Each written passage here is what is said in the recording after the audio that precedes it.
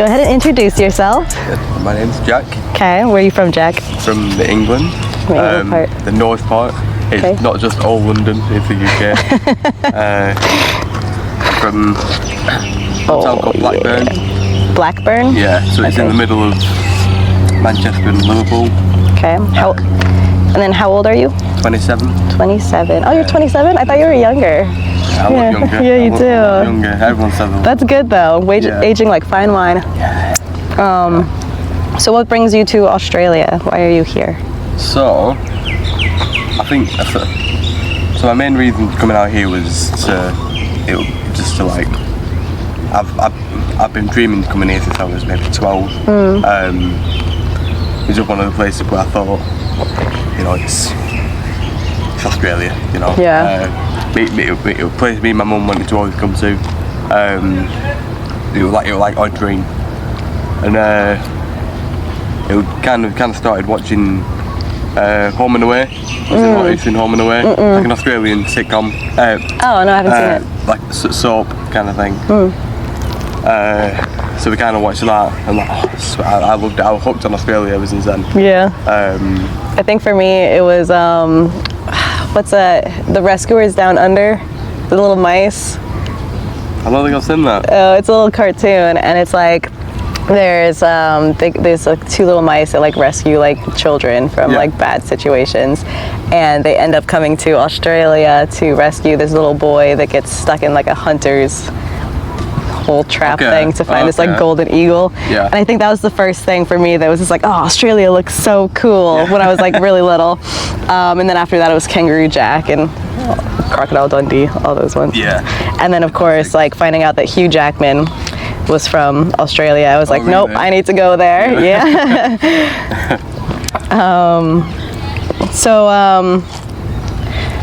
I lost my train of thought talking about Hugh Jackman. It's okay. So you're from England. Yes. You're here just because it was like the dream to come here. Yeah. Do you want to stay here? Is that the plan? 100%. Yeah.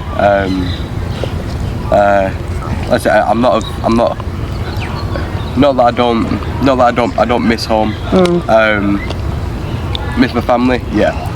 But home itself, where I live, no. I wish I'd moved out from where I live a lot sooner. A lot sooner. Yeah, it's just not. It's not like the best. It's not the best place to live in. You have your nice areas and you have your bad areas. Yeah. I was kind of in the middle, and it was just growing up was fine. But, yeah, of course. Growing up, you know, that's like Colorado was fine when I was growing up there. Texas was fine, and then coming here, it's like, this is amazing. Like I went to South Africa last year, it was amazing, and now I'm just kind of like, where do I want to stay? Really? Okay. Yeah, I'm starting to really fall in love with Cairns though. Like I love, it's gorgeous here. I could go without the humidity, because it's hot as heck. But I'm starting to really like it here, and I've only been here for about a month and a half now. Really? Yeah. Yeah. So. I think I've been here. It's August, middle of August. So what? Maybe 5.5, 6 months. I've been here. I love it. If I could, anywhere to live, I said, did the East Coast, I'd choose to live here 100%. Did you travel around Australia before coming here, or did you just come here? But I went to Sydney first, arrived in Sydney. And then I was there for 9 weeks, met some people, thought, you know what, we'll travel up. Got to Brisbane, stopped in Brisbane.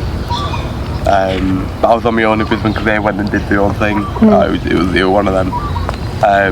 I lived here maybe 3.5 weeks, and I thought, you know what, I've been here too long, I'll get to Cairns, find work. Did it, and probably the best thing I've done. So you're on a working holiday visa, right? Yeah. Okay. Yeah. You're doing your 88 days. Yeah. I'm not sure. Like I was trying to figure out how all that works, because I do want to come back. Because so I have to leave because I'm on a tourist visa. Oh, so yeah, and April 14th I believe is the last day for it. So it expires April 14th. so obviously I have to leave. But I'm doing the instructor's training program for my diving. Oh yeah. So that's gonna be like, it's gonna go over that time, which I talked to the dive shop already, and they already said that it was fine if I needed a break to leave and come back. Yeah. And then I think I'm gonna come back on a working holiday visa. Yeah, best thing to do. Yeah, because that at least gives me the opportunity to, like, if I need to get a job, I come back. Yeah, then yeah. I'm not like, oh shit. No, yeah. I think, well, I feel really bad for everybody else, but obviously because I'm English, I don't have to do my HA days anymore. I can. So I arrived in May, and so basically what I can do is if I wasn't to do my HA days, which I've pretty much done them, but if I wasn't to do them, I'd have to leave the country for 2 months. So I could travel like maybe Asia or something. Then from the 1st of July, you don't, if you're just English, you don't need to do regional work. Really? You don't need to do Why is that? days. That's not fair. I know. I feel really bad for everyone else. So it's just English people. Obviously the UK, it's England, Scotland, Wales. It's and whatever, and it's but it's just English people. Yeah. Well, that's not fair. No, it's not. It's not. I feel bad for everybody else. Yeah, you should. Sorry, I'm better than you. Yeah, nothing I can do, but yeah. Those are so good. Yeah. Should have got one actually. Oh well. Yeah. So like, since being here, what kinds of things do you do in like your spare time when you're not working? Because I feel like I either only see you working, or I only see you working. It's literally all I see is you working. So when I do have time, I used to play guitar. I used to play it a bit, but I haven't played it for a long time. So I bought a guitar out here. I play it every now and then. I don't play it all the time. Michael will kill me for that. But yeah, so I've practiced whenever I can. That's the one thing I do. Me and Michael were talking about, because like Jade, you, and Jack all have like really great voices. And there's 2 other people in the hostel. I don't know their names, but I think they're kind of new. One's a chick, and she's like, it looks like she's just learning guitar. I could be wrong. Maybe she knows. And apparently she can sing too. And there's this other guy that like is pretty good with guitar. And so I was talking to Michael last night. It's just like, you should get Jack, Jake, and Jade to like sing a song with you, like all together. Yes, that would be so cool. I've been meaning to bring up to him. Just a little jam session. Yeah. I've been meaning to bring up to him about. I'm pretty sure if just the 2 of us, or even get someone else to clash our heads together, thinking of like make a song, for the hostel song, make a song. Oh yeah, that'd be cute. Like I said, perform it, but we'll leave the guitar played to Mike because I mean he's just different class, isn't it? Yeah. So, but yeah, anything else? I do like to walk. Don't mind walking. I know you go to the gym quite often too. Yeah. I feel like that's the only other thing I see is coming back from the gym. It's either work or coming back from the gym. Yeah, but like I said, I've only just started going again. It's maybe 7th week now in a row. Oh, good. I've had a few days off here and there. Yeah. I feel quite bad. I took 5 days off because it's my sunburn that I got. You've seen it really bad. It's bad. I took 5 days off. But other than that, I think, including them, I maybe have taken 10 days off in total in about 7 weeks, which I think is quite good. Yeah. Yeah, you need those rest days. Yeah. Sure. But it's been a long time since I've gone to the gym. So, but I mean, if we go in, I can see some improvements. Yeah. Which I quite enjoy. And it kind of spurs you on to do a bit more in the gym. Yeah. So I know you said like you're just now getting back in it. When did you used to do it like often before? So maybe I was 16, so I was in college. So weird. College is your high school. Yeah. So weird. Yeah. So obviously, and I kind of started the gym there. And then I kind of had to, because my course that I was doing VTech Sport. So which is basically you learn about the body. You have to basically go work in the gym and do a range of sports, all that lot. And I kind of started in the gym then. So maybe 16. And I absolutely loved it. I went with a guy that I knew from school growing up. We used to go 5 times a week, but we go Monday to Friday. We see each other every day Monday to Friday. So we go Monday to Friday, and I absolutely loved it. I loved it. I just kept on going. I used to be really fit. And I kind of stopped. Yeah. Well, with like certain shit that went on. So then got back into it, stopped it again, got back into it, stopped it, all stopped to start, which kind of annoyed me, really annoyed me, because it was all my own doing, all my own fault. But yeah, so now that I'm getting back into it, I just don't want to stop doing it. That's how I feel too, because like I've always kind of been active. Like I did cross country and lacrosse in like school growing up, and then I've always done some kind of like cardio, and then I think it was like about 2 years ago is when I started like lifting in the gym. Okay. And it like changed my whole like I used to like kind of dread just going to the gym for like cardio and stuff. I was like, I don't really want to do this, but since I started lifting, I'm just like, this is really cool. Like it's gotten me to just like get excited about going to the gym. Like I get excited about like, oh, it's shoulder day or it's leg day. So your shoulder. Thank you. So yeah, that's how I am too. But like I definitely have like days where I just like I'll like when I first got here, like I didn't go to the gym. Well, I was going to the gym for a while, and then my DM course started, so I had to stop. And then like once I stop, I just start feeling like I feel like my muscles are just shrinking. I'm just like, no, the pump is gone. I get back into it, and then like once I start again, I'm just like, no, I got to go every day, and I have to remind myself to take breaks because it's just like I just constantly want to feel the pump. I think that's why I keep going. I go pretty much every day if I can. Like I said, as soon as you see the pump, you just want to. It's addicting. It is. It's seen as a good addiction as well. Yeah, probably. It's a healthy addiction. Yes, that's the one. Unless you start like doing steroids and all that, then it kind of goes off the deep end. So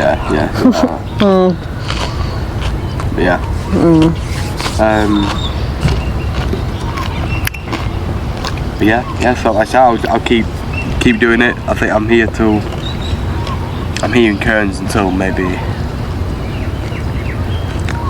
end of April. Everyone's leaving. That makes me so sad. But I'll be coming back. But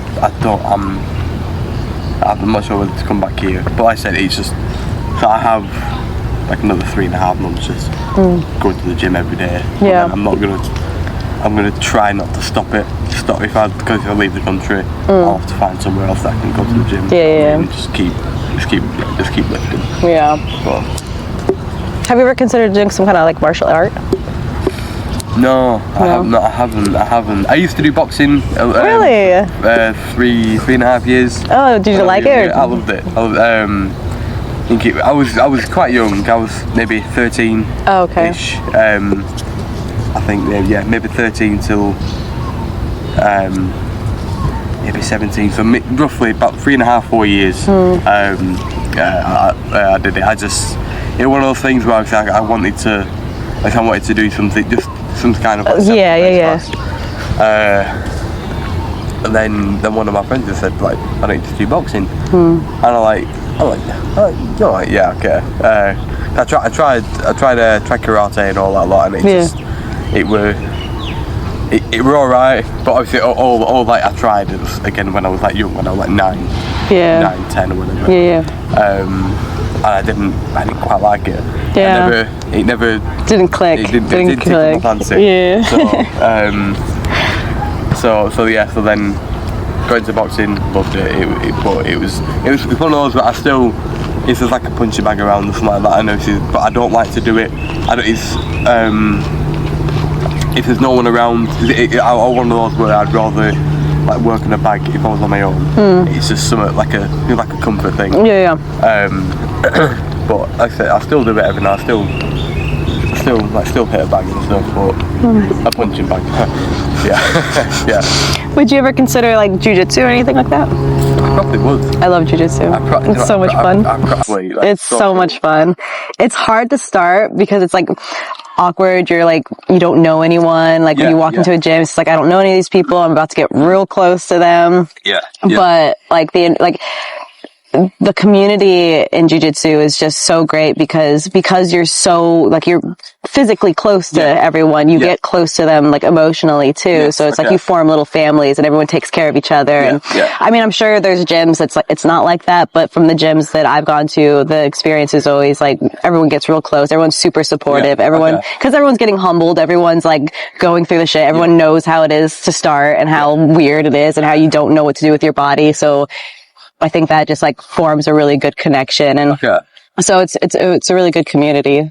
Like I definitely love it for the community, but it also like once you learn how to do some of the techniques, it makes you feel strong too. Because it's like, I didn't know my body could do this. Yeah. But like I say, it's kind of one of those things where I say, obviously you know how to do it. Yeah. And if say if you ever were in a situation where you have to use it, then it's like, to use it, and the person was obviously a little bit bigger than you. Yeah. You could possibly know that with the move that you can do, you can overpower them. Yeah, either overpower them or at least hold them off for a little bit. You know, you can do something that you're not helpless, like completely helpless. Yeah, because it just like, it becomes not routine. What's the word I'm thinking of?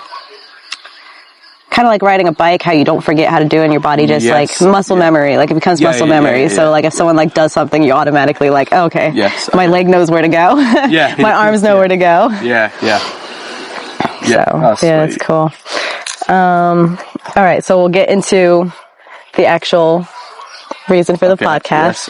So tell me a little bit about the bracelet. You said like your bracelet is mental health. This one, So I got this one 2 years ago, coming up to 2 years ago, and it were, I was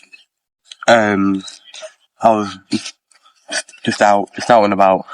I gone into a store. I was out with my friend and we gone into a store. And I didn't want to go. I didn't want to go in the store. I'll wait outside. So whilst we went in, maybe a couple of minutes had passed, and then I just thought to myself, I wanted to go and tell him something. I thought, me, couldn't wait. We wanted to tell him. So I went in. Obviously, and when I'm going to bed, I saw some bracelets. And, it's one of, I know I don't have many now, but it's one of, I like those kind of stuff. Yeah. And then obviously I saw this shit about, obviously, like, it was to do with mental health. And I thought, I'm gonna buy it. And there was, it was like, you could either get one, or you could get two, but the other one had, obviously my colour's faded now, but it was like pink, blue, and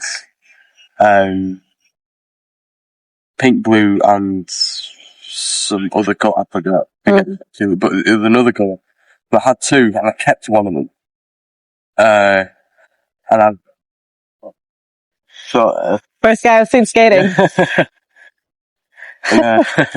and everywhere I've been, I've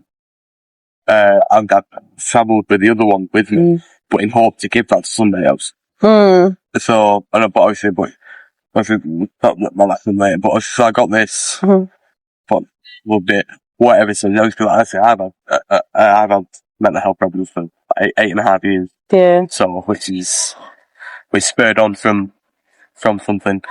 Something. You want to go into that? Yeah, you can. Yeah, we can. Of course. You want to say it now? Yeah, I mean, if you want to go into. So it were. So when I was 16, starting college, obviously obviously it was just one of those. So my mum got diagnosed with cancer. Oh, shit. And it was one of them where like, obviously she even told me and my sister she's gonna get better. It was one of them where she said it weren't terminal. And then so we were like, oh sweet, she's had a surgery, all that lot.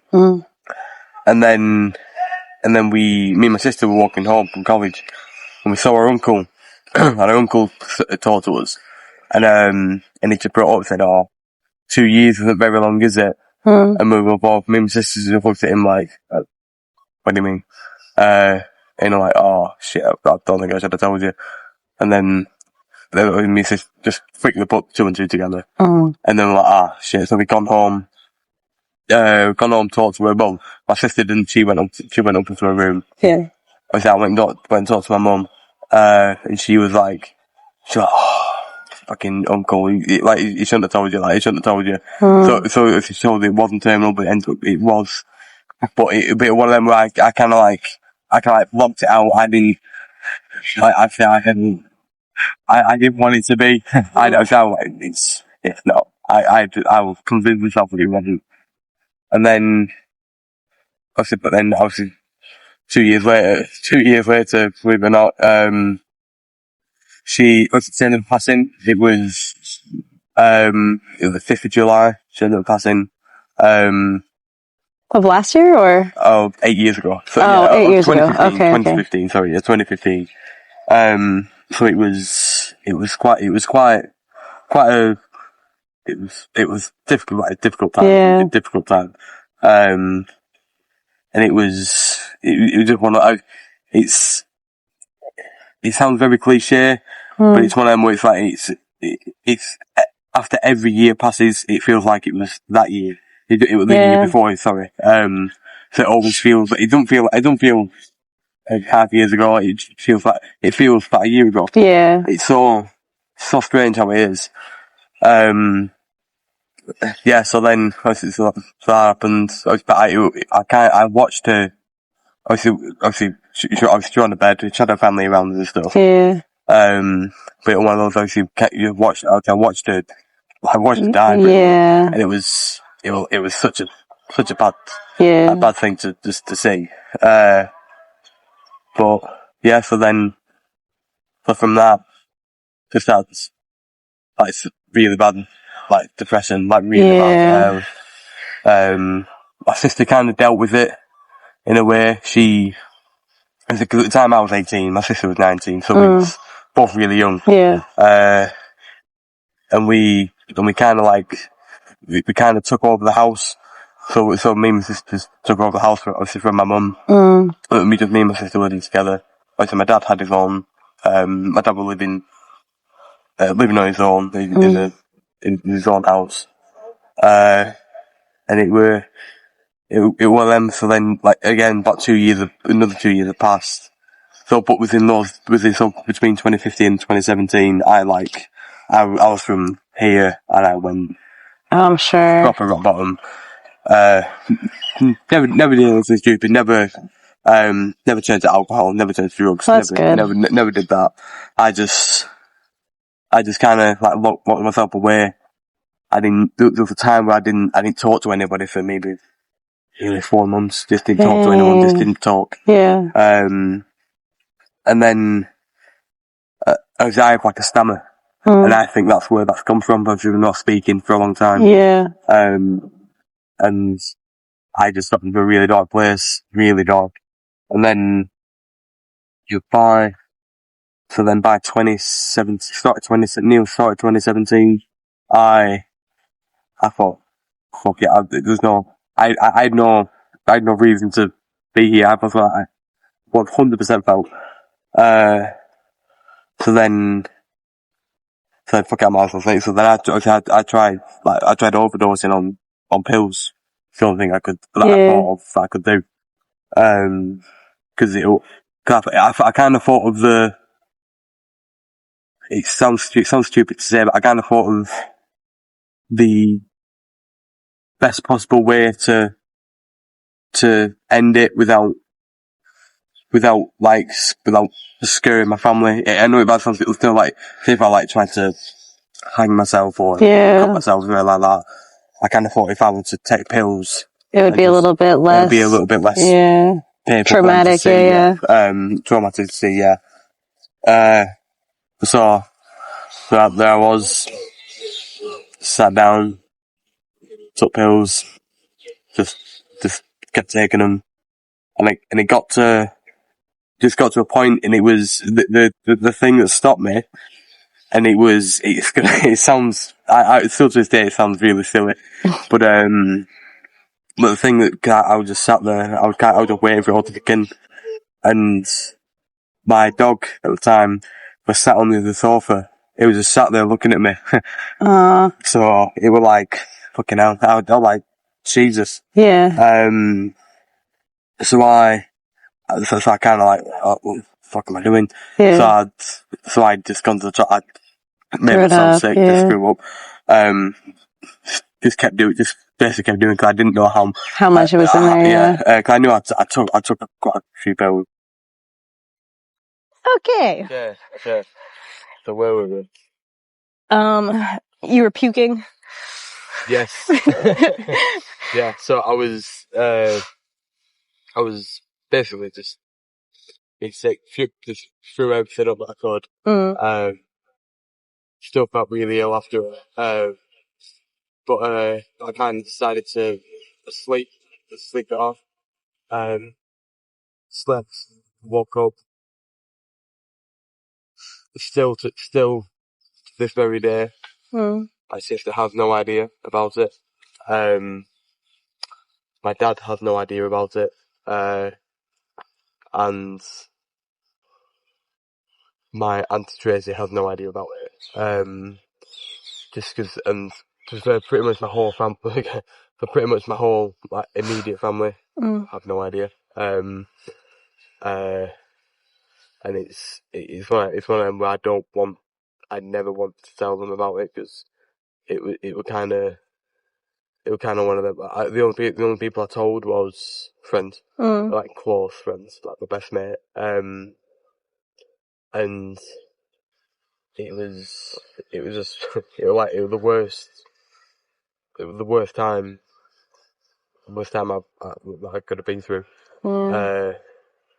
And then it got to a point where shortly after, maybe 3-4 months after that, me and my sister decided we didn't want the house. We couldn't stay there anymore.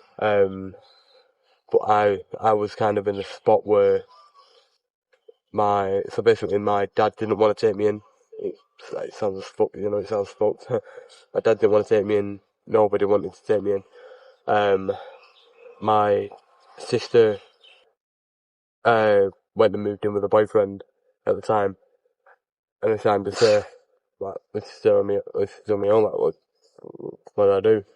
But I ended, but by just before this all happened, which I told my family that pretty much, I told my dad and whatever that I'm not, I said I'm so depressed, I'm not well. Never told them about me, like, if he tried to kill myself and stuff like that. Never told him. I said still doesn't know. And then they ended up, for him and his girlfriend at the time, ended up moving me into, how you kind of call it, like a sheltered accommodation. So they found a place, they moved me in there, and they thought it was like the best thing for me. So that was the worst thing for me, because I was on my own the whole time. Yeah. If you have your own room, it's basically your own room. Obviously your own, like, little living room, kitchen, or whatever. But it was there for basically people who were just homeless at the time. Which, thing about it, I kind of was at the time, but I weren't also well, and they knew that. But they still put me in there, and I was in there for 8 months. Just I was the days where I just sit there and I just stare at a wall, and I'd sit in silence, just thinking of stuff like again now I kept having thoughts like, why am I here, all that lot. Yeah.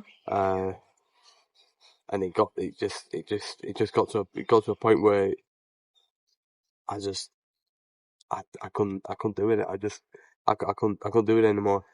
And then I just kept thinking of the stuff my mum said literally before she died. Mm. And she's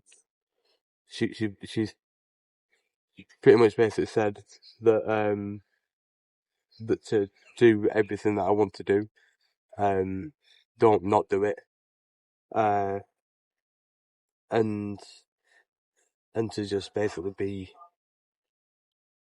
me. Yeah. Uh, sorry. So it's like just as good as how I am now, sort of. Obviously, how I act all the time. Mm. That's from so my mum pretty much raised me. So it's like obviously like losing a best friend as well. It was fucking Yeah. hard. So she basically molded me to who I am today. So like obviously I'm always happy. I'm always happy as I can be. Yeah. I always make people happy. She always said that no matter who it is, no matter when it is, as long as I can make people smile, that'll make me happy. But Yeah. it will also make them happy. They'll know that. They'll know that. But I'll know that I've made someone smile. Yeah. I've done that. Okay, I've been doing that since I was young. Yeah. But she was always ingrained that into me. And I just, it's one of them where I'm now kind of too nice. No. But it's some people could see that as like a bad thing, but I used to see it as like a bad thing. But now I think it's no. I think it's necessary. I think there needs to be more really nice people in the Yeah. world because there's too many people that aren't. Yeah. Yeah. Yeah, thanks. But yeah, so I just couldn't do it anymore. So I just thought of all that, Mm. and I can't remember. I just kind of realised that I shouldn't be like I am. I should be happy. I should do stuff that I want to do. Yeah. And I should just go for it. So I kind of like, it weren't overnight, but I kind of gradually I started myself back up. So I stopped. So I moved out of the place that I was in. I talked to Loud. so then I talked to my mum's best friend at the time, and I talked to her, and she took me in. So she like, yeah, it's not a problem. So she took me in, but she couldn't. But before though, she couldn't take me before that.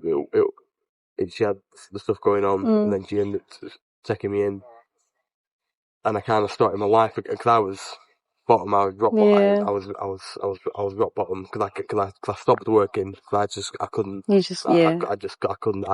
didn't have the capacity for it. I weren't in the right mindset for it. So I stopped working, and then I I called my auntie, got to my auntie, started up again. It was slow. It was a slow process. Started up again, and then eventually got to where I am now. I was there for maybe 5 years. Got a job. Did quite well. Yeah. yeah, I was always bad with money, always. So I kind of changed that as well. So I thought, you know what, I need to sort something out here. Yeah. So I kind of worked on my savings. Worked on saving money, like budgeting all that lot, and then it was just I slowly mentally got a little bit better, but there's always a thing where I kind of realise, and it's no matter what. I said it's been about 8.5 years of this now, and no matter what, no matter if you still feel happy, if you're the happiest guy in the world at one point, there's always going to be in the back of your mind that there's always a voice. For me personally anyway, there's always a voice there that's always reminding me that it's that he's still there. Yeah. And you're not, and you're never going to recover from. You're never going to recover. Yeah, with something as traumatic as what you went through, like, I think that's just gonna, like, I think when someone goes through something really, really hard, super dramatic, then that, I don't want to say it's going to become a part of them forever, but there is a piece that just sticks, you know, and like, you can work around it and you can make every other part of yourself, you know, happy and in a better spot. But I feel like, I mean, maybe we're still young, so maybe in like years, like it'll finally go away. But like, I think that's the whole thing about like time heals. Yes. I think that's where it comes from. And like, you can't expect it to all go away. Cause I remember when I first got out of the hospital, like I was like, fuck, when is this feeling going to go away? Like, I feel like it's never going to end. And I still feel that sometimes now too, where I'm just like, it's still there. Like, why is it still nagging? I'm in a good spot. I'm in Australia. I'm doing stuff. Like, and there's still a little piece that just nags at you. Yeah. So I think that just is time heals itself. Yeah. So. Yeah. I completely agree. Because, again, like I said, there's always, sorry, there's always, the thing, I was talking to my friend a couple of weeks ago, she stays here, and, she basically messaged me out asking how I was. I said, I'm not doing too great. So like, don't talk about it. Like, yeah. So that helped. And basically obviously, this was the first time of her knowing. It's like I've been happy for maybe 4 years. Not happy. And I always seem that I am, which I'm being honest.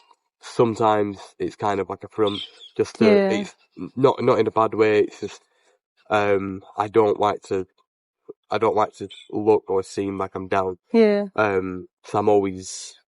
I feel like that's how it is with a lot of people that have gone through something. Like, you can always kind of tell that, like, I mean, for me at least, like, if I see someone that's like super happy, like, there's part of me that's just like, something happened with them at some point. Because even sometimes I think I'm being a bit too happy here. Someone's going to suspect something. Yeah. But and I got told. So basically, I've had a therapist for a while. But I don't. I'll talk to her maybe. When I first started talking to her, it was like every 2 weeks. Yeah, same. And then it slowly got to, because once we realised I was doing fine, it kind of got back a bit more, so it got from every 2 weeks, like every month. Yeah. And now it's at a point where it's every 3 to 6 months, or unless something serious comes up, I can talk to her. And obviously I told her I'm coming out here. She knew about it. And I said, is it still possible to chat with you and stuff like that? She's like, yeah, just let me know when you're free. And so with the time difference, said if it might be better, if it's always better for her in the morning, so it's a bit night time for me to talk to her. I said, that's completely fine. Yeah. And then, so, and she ended up telling me, I talked to her, It's a monkey. Yeah. I talked to her maybe 3 weeks ago now, or just over 3 weeks ago, and she always reminds me, and it's something that I've asked people about it, and they kind of question it, but I kind of see where she comes from, and it's basically so your happiness isn't always in you, your happiness is always in something or someone else. So she always says that. She always reminds me of that. And it's basically, she's basically saying it's just so I have something to seek and something to go for. Yeah. Which I completely understand. And I thought my happiness was coming here. Yeah. Which when I went on the plane coming here, I was So it's been a excited. dream for mine for Yeah. 15 years or so. And I was like, so I came here, I landed, I absolutely loved it. And then slowly it got to like, I've done it now. It's like, what now? What's next? Yeah.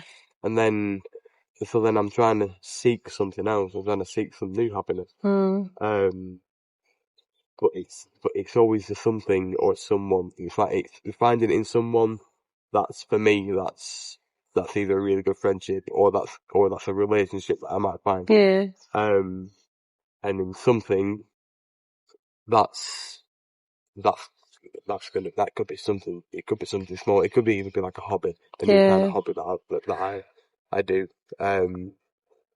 But it's like a quote. It's kind of her quote that I kind of think of now, and that's the one that she's kind of given me. And I always kind of remember that now when I feel when I know that I'm not. I like that, because it's like, sometimes, like, I definitely feel like I get into mindsets where I'm just like, I don't know what's going to make me happy right now. Yeah. And like, being able to be like, okay, well, if I can't make myself happy in this moment, then maybe I can find something to do that's going to make me happy. Like, maybe editing videos or going for a walk or, like the other day, Blake, one of the guys that I interviewed, which I'm still editing his video, his quote was touch grass or touch the grass. Okay. And it was, actually it's in my quote book. And it's basically, yeah, so you're going to sign it too. But like everyone. I have a quote. I do have a quote. Okay, it's my cool. Quote. But he put touch grass, and he explains it in his, get out of your own head and force yourself to live in the moment. So like when you're feeling stuck or in a spot where you can't get out of, like, just, get out of your room, go for a walk, you touch grass, like get a different perspective, different texture, something that's gonna make you happy for the moment. And my therapist kind of said the same thing to me at one point, where I was just like, I can't, like, I would get so in my head and like just so like riled up in my head that I was like, I literally cannot focus on anything. I'm having anxiety attacks, I'm having panic attacks. And she was like, go for a walk. And when you go for a walk, pay attention to the little things. So like, if you see a cool rock, like basically revert to being a kid. So like, you know how kids are excited about everything. So like, you see a cool leaf or a cool bug and you're just like, oh fuck, that's a cool bug. Like, just take some time when you're feeling like that and just go out and be a kid and find something cool that's like, oh, that's a cool looking leaf, and just spend a little extra time looking at it. And I kind of feel like that's kind of the same thing as he was going for with his quote. So I really like that. Yeah. That's a really good quote, actually. Yeah. I like, because the meaning behind it is, there's an actual meaning behind it, which is good. Yeah. I really like it. So while you were like, when you first lost your mom and you first spiraled down, into like that depression, what did you kind of do to get through each day? 'Cause I know, like, for me, so so it was basically, I got to I think it's kind of what everyone would do, I think. So I became the person that would sleep the whole day, I'd be up through the night. That was kind of me, and then it got to a point where I'd just be up pretty much most of the time. I'd watch videos, I'd play games, all that lot. Just anything to kind of distract yourself. Yeah. And then there'd be a couple of times, obviously, taking my dog for a walk. But at the time, it got to the point where, because my sister would never walk the dog. My sister would work quite a bit. Yeah. Like I said, at the time, I couldn't function properly. And then, so my dog at the time, a powerful dog, good, big dog. And she couldn't really handle it. I'll handle him. And then, so I kind of felt really bad, but with it. But we'd go for walks at the night, because obviously I had to sleep during the day, so we'd go for walks at the night. But we'd go for good walks. And then, but I kind of felt really bad, because he's gonna want to do stuff in the mornings. Yeah. And stuff. So my sister let him out in the garden and stuff, obviously when she's awake and stuff. But it got to, so then I kind of like started getting up. At the times when I was up during the whole day, I'd go out in the morning with him, just because I felt really bad for my dog. And it was kind of my dog that got me through most of the days as well. Just because he was such a brilliant dog. That I eventually had to get rid of. Which is sad. I cried my I'm eyes out. sure. It was the worst. I had him since he was 8 weeks old. Yeah. And one of them were like, I can't. So it was that. Went for walks and just kind of talking to some people at the time, but actually, so like I said, there was a time where I didn't talk to enough performers. But obviously, before that, I talked to my mate every day.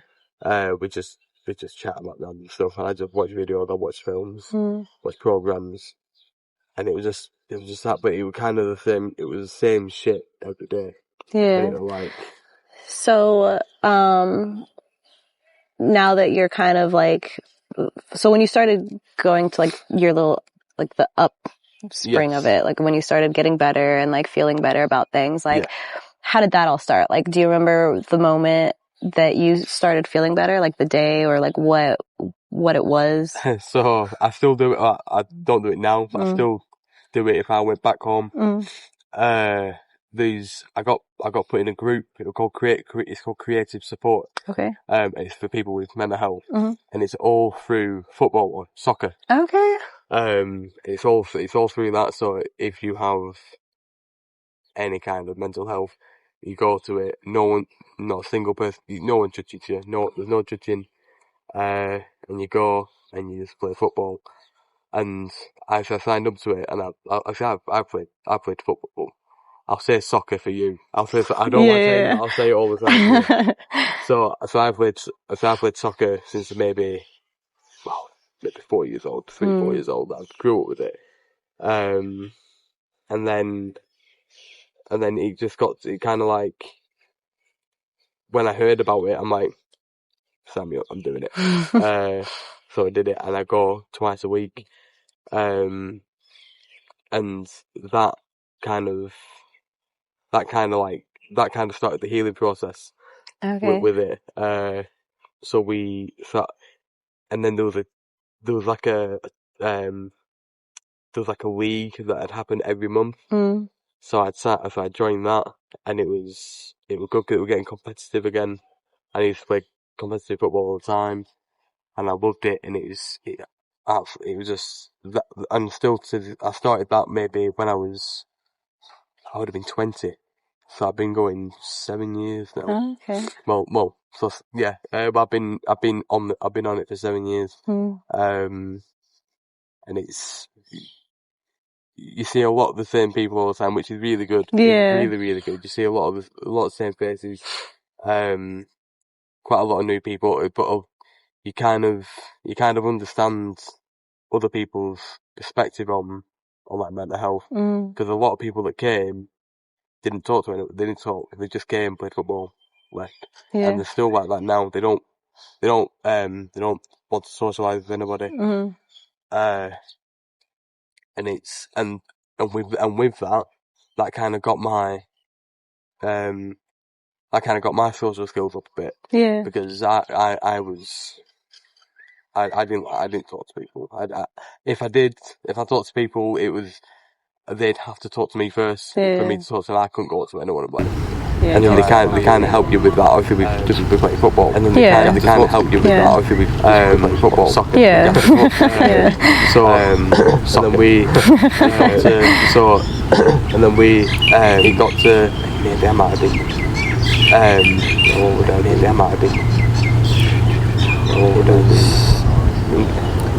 I think it was just after COVID. It stopped for a while, and then COVID going again. And it stopped for a while, then carried on going again. And then chosen to go with people like a crowd to sit, but we chosen to go and how it worked, like a crowd to social distancing or whatever, how it worked. But doing social distancing playing football, a little bit odd. Doing social distancing playing football, a little bit odd. So that happened. But I think after the COVID, so that happened. It took me maybe 4 years after the COVID. So it took me maybe 4 years to talk to people to and after that, it happened to all those people before this house. And after that, I worked it out. I was working for this house, working way before. I was working out. I was working. I stopped work before COVID.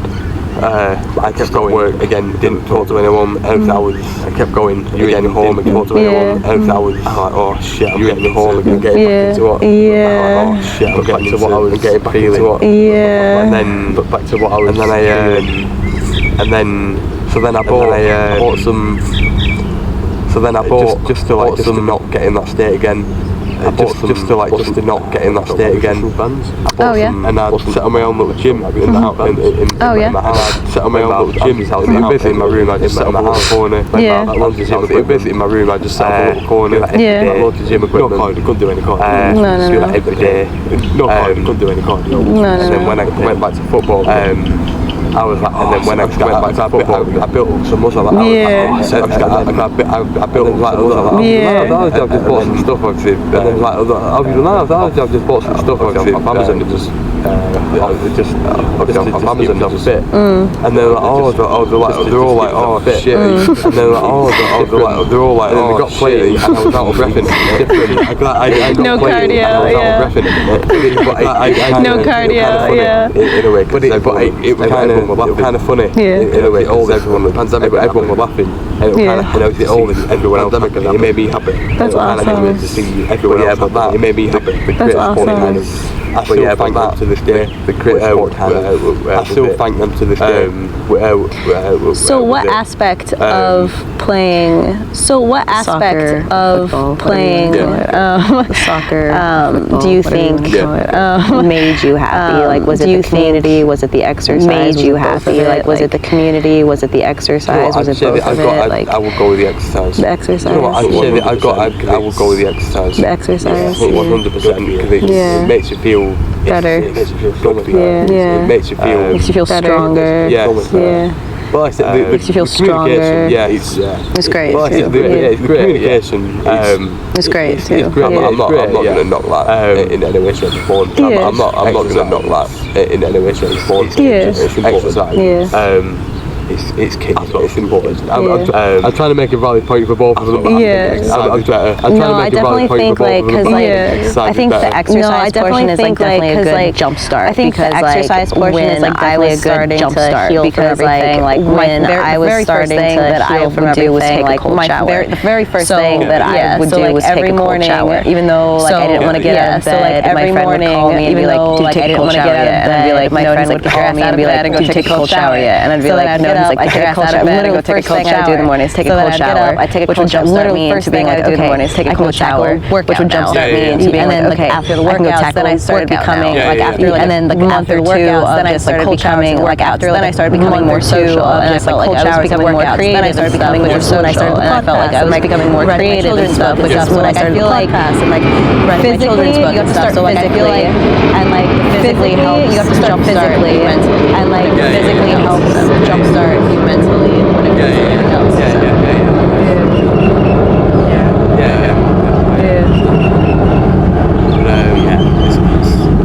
I think,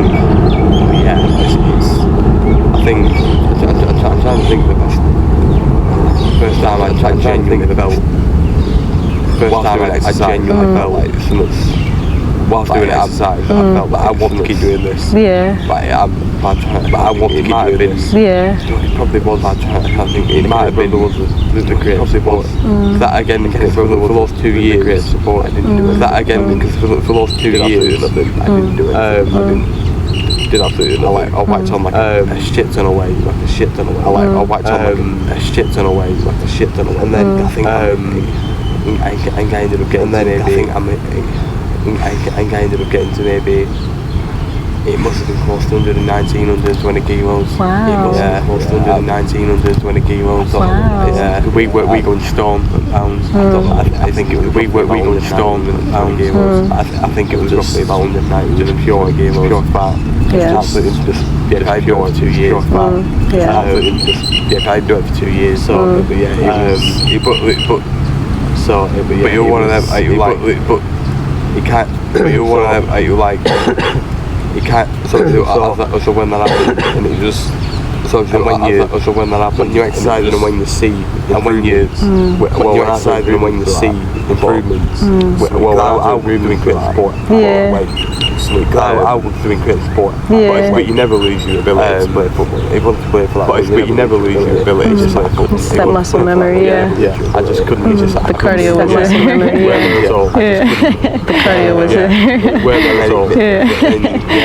I think, and then it maybe, like I said, I think year and a half in, something like that, 2 years in, a year and a half in, something like that, 2 years in, I got seriously, I got really, Yeah. I got seriously, I got really, Yeah. I could run for maybe over an hour and a half. Oh my god.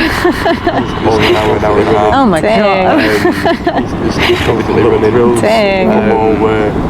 And where you like drills or football, Yeah. side to side, and where you like back and forth all the time. Yeah. When I started then, and I barely when I started then, and then it got to the point where I barely did one, and then it got to the point where there was 14 of them, and that max I did going back and there was 14 of them. It's always with, and that's going back and forth with the ball, but it's always with, and when that happened, I thought with the ball. And when that happened, I thought, at the time, I've hit my peak fitness at the time. And I just thought, and I think from then I just thought it felt good to do that. It felt good to do that.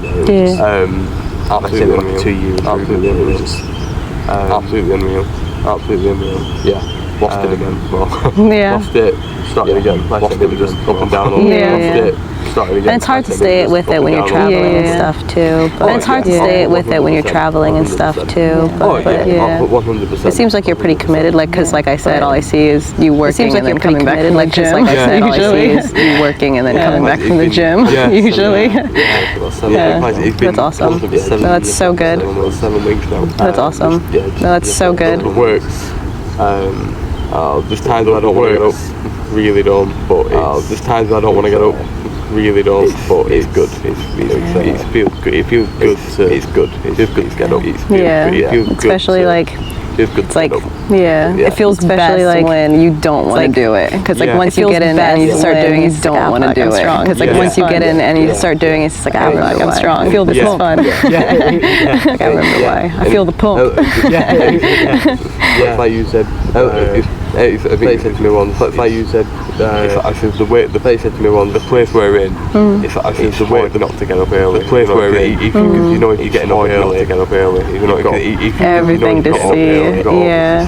I never used to go on walks as much as I do now, like in the morning. I never used to go on walks as much as I do now, like in the morning. I would sleep until maybe I haven't like 9, 10 o'clock. Back home, I would sleep until maybe like sometimes wake up really early. But here, like I've been waking up at 5:30. Sometimes I wake up really early. But here, like I've been waking up at 5:30, out the door by 6, going on walks because you've got all of the scenery to look at. Beautiful because you've got all of the scenery to look at. It's like it just starts. Fortunately, I haven't been able to do any cold showers here because like the water doesn't get. Fortunately, I haven't been able to do any cold showers here because like the water doesn't get cold enough to do the cold shower.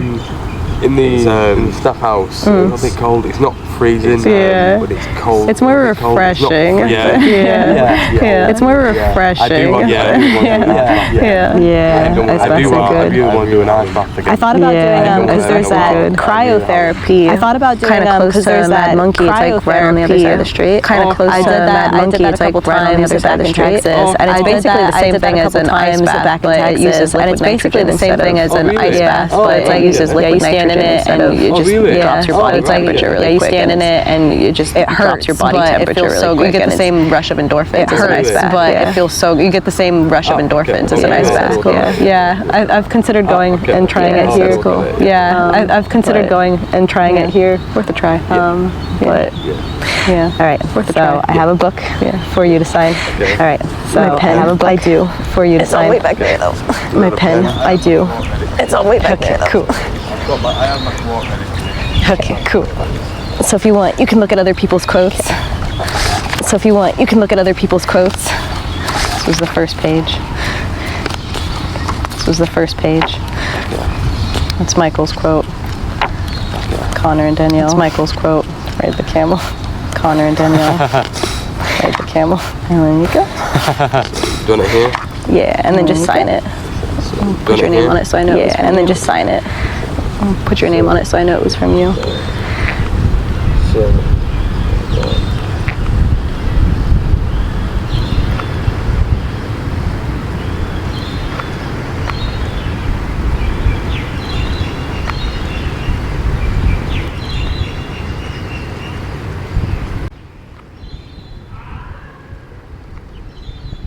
It's cool hearing people like you talk about how exercise and like working out and lifting helps mentally, because like everyone always says, if you're not feeling well, go like do a run or go to the gym, to feel better. But like when you're in that mood, you're just like, how's that going to help me? But then like actually hearing people be like, no, like it actually helps. Yes. Like I think that is so good. Yeah. Oh yeah. Well, yeah. I completely agree.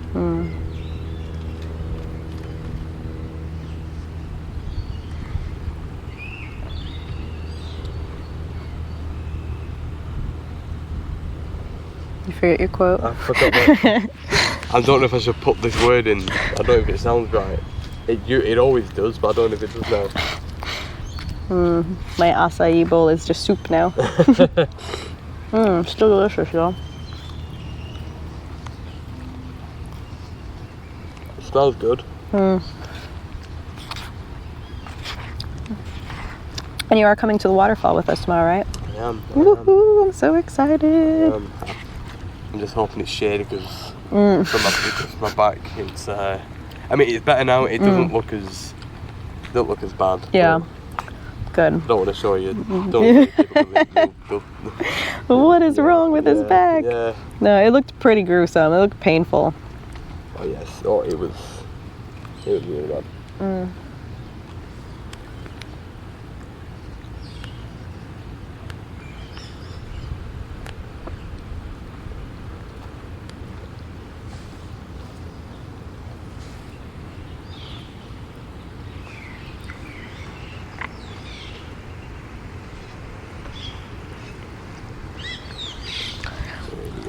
Okay. Read it and say what it is. Be careful who you make memories with. Those things can last a lifetime. Okay. And what's your reasoning behind that? I don't actually know. You just like it. I just like it, but if I had to have one, it's kind of like you can, say for example, traveling. You can meet people traveling, and then you could think they're like really good dudes. You could have like lots of pictures with them. You think you can become really good friends with them. And then once you're finished travelling, if they leave before you do or you leave before them, and you want to try and keep in contact with them, sometimes they might not want to. Yeah. Whereas that's, for me, could be seen as like a ruined memory because you want to keep in contact with other people. Whereas if you meet really good people and you become really solid friends, really solid friends with them, and you know you're making memories with them, Yeah. And you stay in contact with them For a long whoever, time, yeah, forever. You know, the memories you look back on, you come back on with them and be like, oh, you can actually talk to them, yeah, because if someone just if you make a lot of memories with someone and then they peace out, it's like, okay, well that kind of sours those memories because it just makes you miss them. It's just like, why don't they want to talk to me anymore? I thought we were solid. Yeah. No, I see that.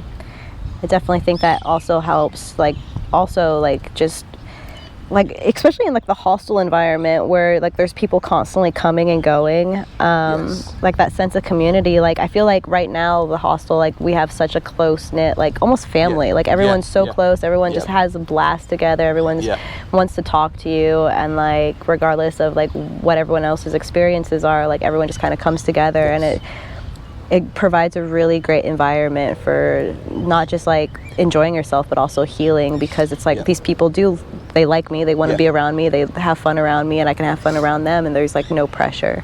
I think that's great too. When you were talking about playing soccer and all the people that were kind of in the same boat and dealing with different issues and stuff all coming together to play, I'm sure there were plenty of times where you guys had some really good laughs and stuff as well. So I think I definitely think even if you don't recognize it at the time, being around environments with people that make you laugh and just make you kind of forget about yourself in the moment, I think that's really great for mental health as well. I think that's really great for healing and kind of helping you push past certain things, because then you can look back and think about something that someone said and just gives you a little chuckle. It's almost like another distraction. So if you're in your head and all of a sudden a thought of some stupid thing someone said, it just makes you giggle, and it's you always have that. You'll always have that moment. It's oh yeah, I remember when that person said that, or I remember when that person did that. I think that's so great. I do. I've got, when you said that, quite a couple that popped into my head. There's one with the girl back at the hostel, was my friend Greta. We went to Coranda last week, and there was a caterpillar. It was a big one. I think it's called a Goliath moth. I think it is. I'm not too sure. But it's obviously it was blue, and obviously it was a caterpillar, and it kept obviously it kept going like that. And she goes, "What's it doing? Has it got hiccups?" And it's just, it sounds so silly. But it's the simplest, most silliest things to just stick with you. It was when we went to Daintree Forest, I think that's how you say it. There were some moments there that just the dumbest things that just made us laugh, and we still you'll hear Tia and Kieran always going, "Michael." And it's because I was asking Michael for my water bottle, and apparently I said it in a really weird accent, and it just stuck. So now whenever they say Michael, they're like, "Michael." Or there's that Australian guy at the hostel, I think his name's Josh. I think he's kind of newer at the hospital, but he always goes, "Damn." And it cracks me up because it's just it's so stupid. It's the smallest little thing that shouldn't mean anything, but just that memory. And now whenever I'm doing anything that Michael or the "damn" comes up into my head, and I start talking to myself, or I'll say it out loud, and it just makes me chuckle. So it's definitely I never realized how much of a people person I was until I started traveling, South Africa and Spain and here, and it's just those little joys that you find in the tiny little moments. They're the best. Yeah. So they're the best. They could be the best. They could be the memories. Yeah, I love that. You know. That's great. I've had that quote.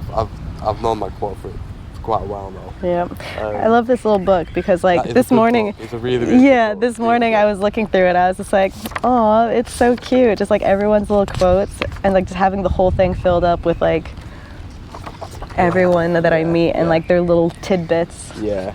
Okay. I think Red the Camel made me laugh the most. Because I was like, "Connor, what is..." Oh, is that what, that's Connor's, yeah. Just Ride the Camel. Yeah, because it was his family had the saying, because they went to a zoo and they were tired and exhausted and wanted to go home. And apparently his dad was like, oh, you guys want to ride this camel? And they're like, no, we don't want to ride the camel. Like, we're tired, we're exhausted, we're hungry, we want to go home. And the father was like, well, if you ride the camel, like if you ride this camel today, or whatever he said, then if anyone asks you in the years to come if you've ever ridden a camel, you can always say yes. So it's kind of a saying to just like get out there and do it, like say yes. Just Okay. You know. Okay. So it's a cool little quote. I think that's really cool, and like touch grass, like those could be like t-shirt quotes. Like like I thought, like if anything, if this podcast ever gets big to the point where like, you know, I've got a significant amount of followers, I might make a shop and like put people's quotes on t-shirts. That's quite good. Yeah. That's a good one. That's a good one. Ride the camel, touch grass. They're good. Like I said, the short ones. Yeah, they're funny because so much meaning. Yeah, because they're funny because it's like you'll see the shirt and be like, what does that mean? Yeah, like, why do you have ride the camel on your shirt? Or what is touch grass? It's like, and then there's a story behind it. So no, I like it. I think that's really cool. Sweet. Yeah, I love it. Yeah, I love that book. Yeah, it's really cool. Well, thank you for being on my podcast and sharing your soul to me. I appreciate you having me. No, it was great. It's so interesting learning about people like on that deeper level. Yeah. Yeah. 100%. Yeah. Everyone's got a story. Yeah. I'd rather be deep with, obviously with stuff like this, because it makes you see people in like a different light. Yeah. It makes them more personable. Yeah. And, So it's, like I said, I don't mind putting my story out there. No, it's awesome. Oh, thank you, Jack. Yeah, well, thank you very much. I appreciate it. Yeah. I really do. Give me a hug. Thank you. Oh, we'll lean on. Over. Oh, Jackie boy. I appreciate it. Thank you. Thank you very much. Thank you.